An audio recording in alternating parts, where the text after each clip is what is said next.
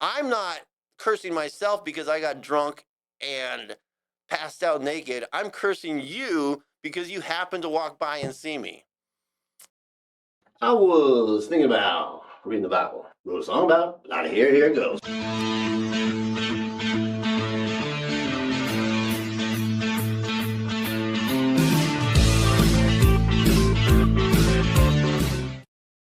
It don't matter if all your cool friends think you're a nerd for watching this channel. Screw those guys. Learn something.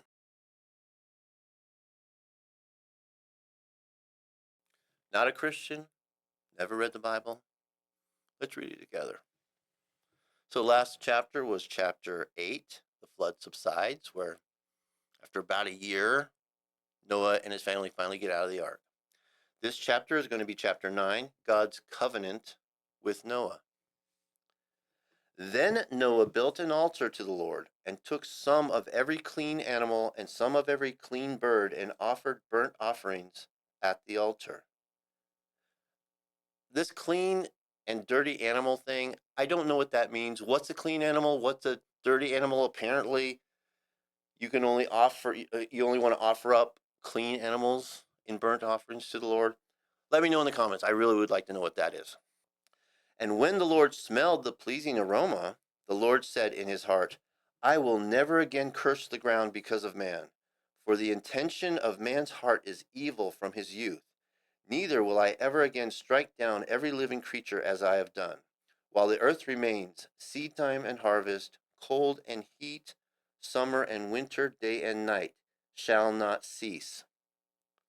And God blessed Noah and his sons and said to them, Be fruitful and multiply and fill the earth. The fear of you and the dread of you shall be upon every beast of the earth and upon every bird of the heavens, upon everything that creeps on the ground and all the fish in the sea. Into your hand they are delivered. Every moving thing that lives shall be food for you. And as I gave you the green plants, I give you everything. But you shall not eat flesh with its life, that is, its blood. I guess he's saying you shall not eat raw meat? Raw meat? Is that what that means? I think that's what that means. And for your lifeblood I will require a reckoning. From every beast I will require it, and from man. From his fellow man I will require a reckoning for the life of man. Whoever sheds the blood of man, by man shall be his blood shed. For God made man in his own image. So a couple things here, I think. So God is saying basically a life for life, but he's also saying here that man will shed his life. I'm not going to do it for you. Whoever murders somebody will be put to death by man, not me. I think that's what this means here. Because he just freaking wiped out the whole entirety of the earth practically. I guess he's a little tired of the killing. So I think he's saying, guys, you take care of this stuff yourself. That's how I read that. And you, be fruitful and multiply, increase greatly on the earth and multiply in it. Then God said to Noah and his sons with him, Behold, I establish my covenant with you and with you and your offspring after you, and with every living creature that is with you, the birds, the livestock, and every beast of the earth with you, as many as came out of the ark, for it is every beast of the earth. I establish my covenant with you, that never again shall all flesh be cut off. Never again shall all flesh be cut off by the waters of the flood, and never again shall there be a flood to destroy the earth. There won't be a flood that destroys the earth. Might be something else, but there will never be a flood. A little bit of lawyer talk there by God. Sounds like. We'll see. And never again shall there be a flood to destroy the earth. And God said, This is the sign of the covenant that I make between you and me, and every living creature that is with you, for all future generations. I have set my bow in the cloud. Oh, I have set my bow in the cloud, and it shall be a sign of the covenant between me and the earth. The rainbow. They're talking about the rainbow here.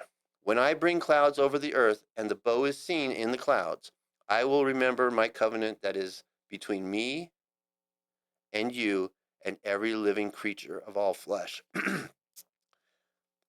And the waters shall never again become a flood to destroy all flesh.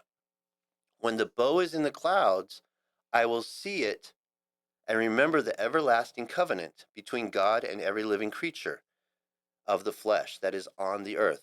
God said to Noah, this is the sign of the covenant that I have established between me and all the flesh that is on the earth. That's interesting. See, there's totally interesting stuff in this Bible. So basically, the rainbow is God's sign that he will never use rain to destroy everybody on the earth again. So every time you see a rainbow, and I never knew this, every time you see a rainbow, you're looking at God's promise to not destroy the earth. Interesting stuff. How come I don't know this? I mean, rainbows are special, but according to the Bible, they're very special. Noah's descendants. The sons of Noah who went forth from the ark were Shem, Ham, and Japheth. Ham was the father of Canaan. These three were the sons of Noah, and from these the people of the whole earth were dispersed. Okay.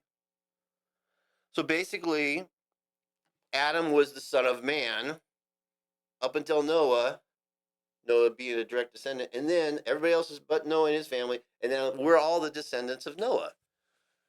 We're I guess we're more closely descendants to Noah than we are of Adam, and that's interesting as well. That was not something that I got out of the movies. Noah began to be a man of the soil, and he planted a vineyard. He drank the wine and became drunk and lay uncovered in his tent. Okay, haven't we all? And Ham, the father of Canaan, saw the nakedness of his father and told his two brothers outside.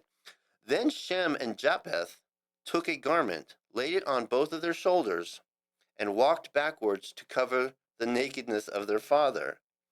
Their faces were turned backward, and they did not see their father's nakedness. When Noah awoke from his wine and knew what his youngest son had done, he said, well, before I get to that, remember, Noah is a good man for his generation. So just keep that in mind. When Noah awoke from his wine and he knew what his youngest son had done to him, he said, cursed be Canaan, a servant of servants shall he be to his brothers. What? So Noah is cursing Ham's son Canaan. Cursed be Canaan, a servant of servants shall he be to his brothers. He also said, blessed be the Lord, the God of Shem, and let Canaan be his servant. Hold on a second. Ham, the father of Canaan, saw his father Noah naked. Naked. Oh, interesting. Okay. So Ham sees his father drunk, passed out drunk, naked in his tent, goes and tells his brothers, hey, dude, dad is passed out naked in the tent.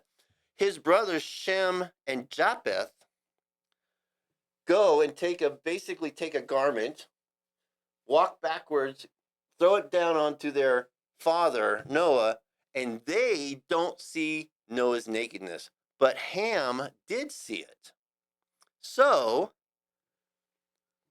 So Noah gets pissed and says, Ham, you saw me naked. I'm cursing your freaking son. And your son is going to be basically a servant of servants, a low class person, and all of his, and he's going to be a servant to your other brothers. I'm not cursing myself because I got drunk and passed out naked. I'm cursing you because you happened to walk by and see me.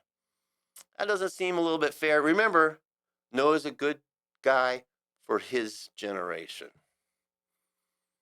So, anyways, Cursed be Canaan, a servant of servants shall he be to his brothers.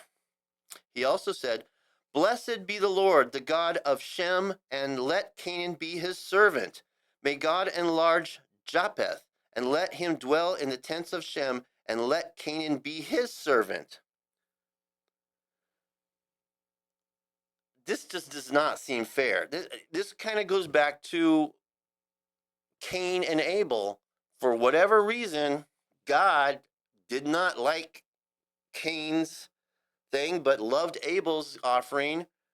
Didn't really say why, kind of just shit all over Cain. Cain got a little bit pissed, and I would dare say overreacted. But why did God do that?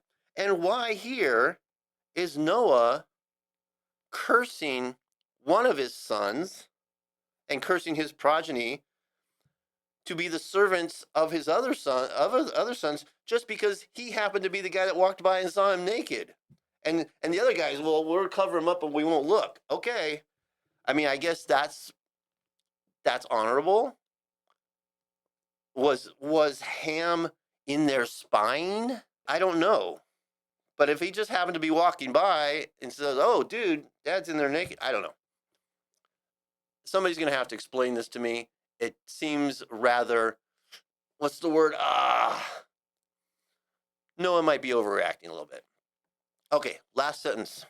After the flood, Noah lived 350 years. All the days of Noah were 950 years, and he died. And that's the end. Next chapter is going to be chapter 10, Nations Descended from Noah. See you then. New chapters every Monday, Wednesday, and Friday. You know it's a must. Gotta have a friend in Jesus.